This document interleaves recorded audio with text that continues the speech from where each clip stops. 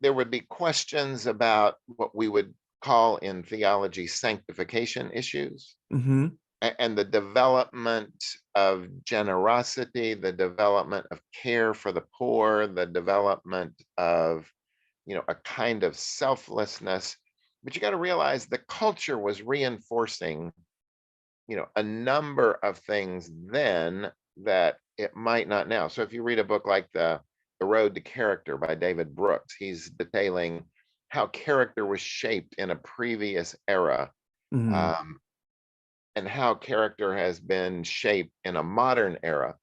And so that era did not face the same selfie culture, me-centered, expressive, what Brooks calls moral romanticism that we have today, where you got to be me. The culture externally, but certainly very influenced by the church, was supporting values like character and selflessness and service.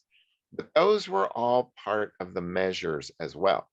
It wasn't added up in the same way, but the questions of giving and the questions of attendance upon Sabbath keeping, which in some places got excessive. I mean, you couldn't play baseball on the Sabbath. You couldn't Hmm. do various kinds of recreational activities, but they were very intent on, are you keeping 1 out of 7 days sacred?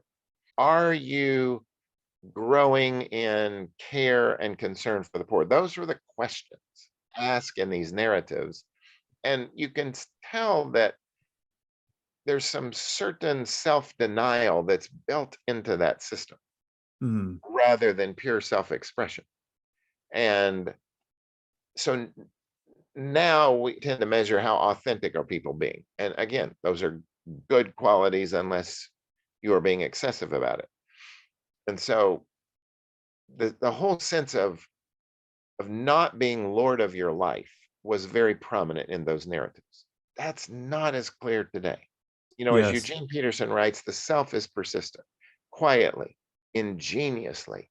It will keep working its way back to the center.